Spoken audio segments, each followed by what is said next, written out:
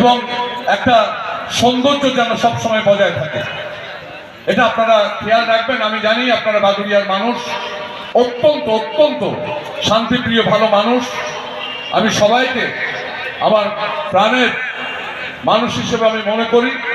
আপনাদের দোয়া আশীর্বাদ সবসময় পেয়েছি। আজকে যেসব মানুষ ইফতার করতে এসছেন, আরও আসছেন, এসে হাজির হবেন।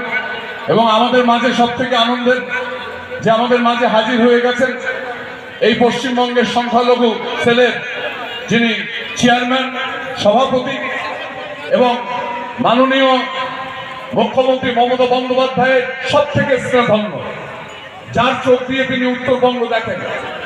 আমাকে মোশাররফ সাহেব বলছিলেন যে রাত 1:30টার সময় দাদা আপনার বাদুড়িয়া যাবো বলে আমি কলকাতায় ঢুকেছি, এসে সেহেরি করে শুয়েছি, আবার এখান থেকে সেরে সোজা উত্তরবঙ্গে বাড়ি দিয়ে আবার সেহেরি করবে। আপনাদের কানে বাদুড়িয়ার মানুষের জন্য আজকে মুখ্যমন্ত্রীর নির্দেশে তিনি এখানে হাজির হয়েছেন। এটা আমাদের কাছে খুব বড় পাওনা। আমরা বাদুড়িয়ার প্রতিটি মানুষের তরফ থেকে, নেতৃত্ব থেকে, কর্মী থেকে, সাধারণ মানুষের তরফ থেকে মোশাররফ সাহেবকে আমরা অভিনন্দন জানাই, ধন্যবাদ জানাই তার এই উপস্থিতির জন্য। আমাদের মাঝে উপস্থিত হয়েছেন আমাদের রাজারহাট থেকে উকিল আহমেদ সহ আমাদের তার সহযোগীরা, তাদেরকে আমি এখানে আসার জন্য বলবো। আমাদের মাঝে হাজির হয়ে আছেন আমার অত্যন্ত স্নেহের হিঙ্গলগঞ্জ বিধানসভার মাননীয় বিধায়ক, আমার বন্ধুবর দেবেশ মণ্ডলের মানে পুত্র, আমার অত্যন্ত স্নেহের দেবমাল্য, ও একজন আইনজীবী আমাদের মাঝে হাজির হয়েছেন।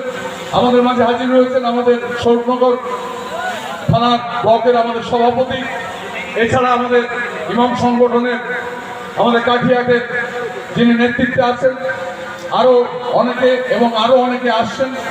আমি শুধু আপনাদের বলবো, ইফতারের জন্য আপনারা বাইরে যেন এইভাবে দাঁড়িয়ে থাকবেন না, বড্ড খারাপ লাগে। আপনারা দয়া করে একটু ভিতরে আসুন, দয়া করে, আমি আপনাদের অনুরোধ করছি। আমি আমাদের মাঝে এইমাত্র হাজির হলেন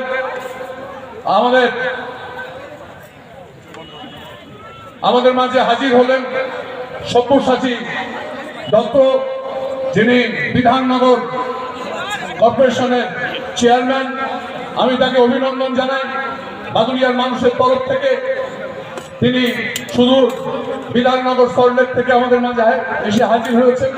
আমি তাকে সোজা মঞ্চে আনার জন্য আমি আপনাদের অনুরোধ করব। আজকে ইফতার মজলিসে যারা হাজির হয়েছেন, আমি দয়া করে বলবো পরপর বসে পড়ুন। 5টা 20 বাজে, আমাদের সময় যদিও আছে।